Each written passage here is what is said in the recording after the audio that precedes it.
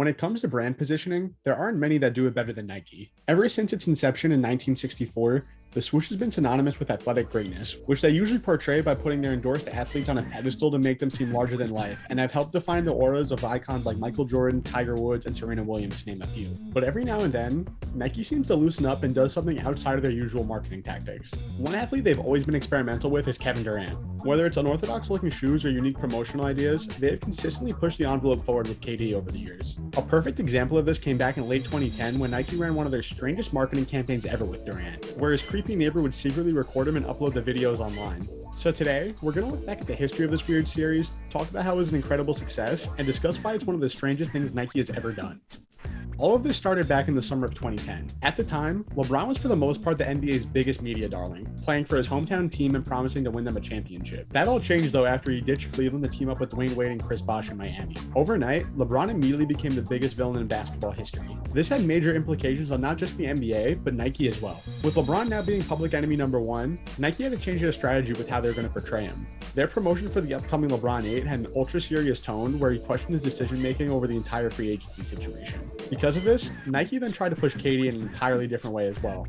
Instead of rolling out a billboard or TV commercial, they did something never seen before and secretly created an entire campaign exclusively tailored for the internet. This was so cool to see because it leveraged social media sites like Twitter and YouTube to naturally generate a buzz for KD without shoving content in the faces of viewers. Nowadays, major companies and sponsors get access to the accounts of players and make content that you 100% know the player only posted to make some extra money. But all of this just felt different. To start, this random Twitter account from a kid named Matthias Murphy popped up right before the NBA season started and said that he just found out Kevin Durant was moving into the house across the street from him. People lie on the internet all the time, so not much was made of it at first, but then we actually got sketchy footage to prove that Matthias wasn't lying. From here, the YouTube account blew up from a bunch of videos featuring Matthias spying on KD doing random things like shooting around in his driveway, taking out the trash, and strange defensive drills. Eventually, KD got word of this and tweeted at Matthias, telling him to stop being a creep and to just come over for an actual meetup instead. Of course, Matthias took this opportunity to record his first interaction with Kevin Durant and put it on YouTube, which had many people wondering what the meetup was going to be like. Everybody knows that celebrities have crazy fans who don't respect their privacy, and Matthias definitely fell into that category. Secretly recording someone at their home doing mostly mundane things is probably grounds to get a restraining order, but that's not how Kevin Durant reacted. Instead of getting lawyers involved and forcing him to take down the account, KD invited Matthias into his home, and the two had a conversation off camera that seemed to have resulted in a genuine friendship. From this point, Durant took the craze fan under his wing, and we got a ton of awesome videos featuring the two chopping it up at KD's house that we never would have gotten to see otherwise.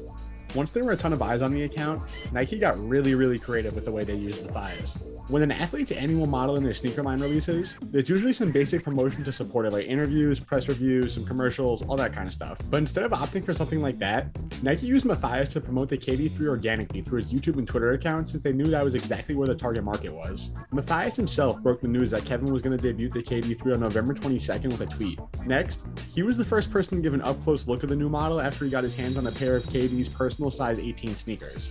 This got a ton of traction from all sorts of blogs and created a buzz around a shoe that wouldn't have been possible through normal means of advertising. From there, he gave away a pair of game-worn sneakers by Kevin Durant to a lucky fan on Twitter. But they weren't just a regular pair of game-worn sneakers. After finding out who the winner was, they had KD personally write the fan's Twitter handle on the side of one of the shoes that he played in that night. Stuff like this was so cool to see how KD used the internet to interact with his fans, and really positioned him as a man of the people in direct contrast to LeBron, who was in complete villain mode at the time. Eventually, Matthias was kayfabe added to the Nike payroll for all the hype he was generating for KD, and it seemed like he was truly living every kid's dream. Everywhere that KD went, Matthias was right next to him with his camera. Thanksgiving dinner at the Durant house, Matthias was there with the whole family. Q&As with the Nike designers about the KD3, Matthias was right there as well. It really seemed as if Kevin and Matthias were on the path to becoming best friends. For Christmas, KD even got Matthias into the reissuing of NBA Jam as a secret character, which was awesome for all of the followers of this series to see.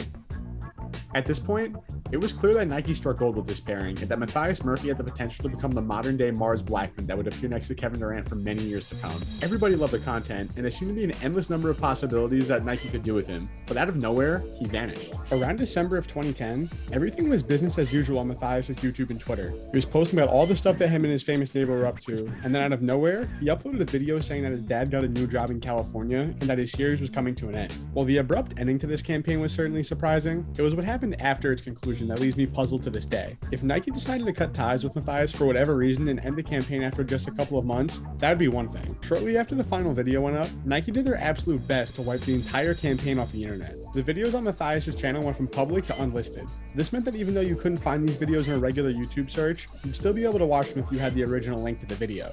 So even though Nike clearly didn't want you to see this series, there was still a workaround for the time being.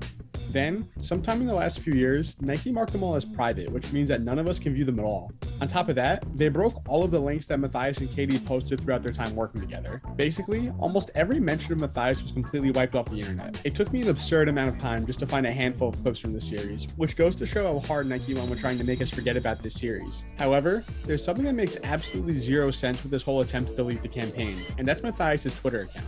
Clearly, Nike had control of the account just like they did his YouTube, but for some reason, they left that up for everyone to see. Now, a good chunk of those tweets were just tracking links to his YouTube videos, but if they were really trying to get rid of anything related to Matthias Murphy, I don't see why they wouldn't have just deleted this account as well.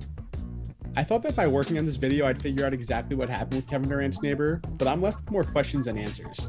One of the biggest strengths of viral online campaigns is that they live on forever and do a great job of accruing results in the long run over other typical forms of promotion. Especially in a series like this where we see behind the scenes footage of KD, for Nike to make such a hard push and get tons of attention from this just to tear it all down is something I cannot wrap my mind around. But I want to know what you guys think. Do you remember this strange campaign? And why do you think Nike went to such great lengths to wipe it off the internet? Let me know in the comments, and I'll see you guys next time.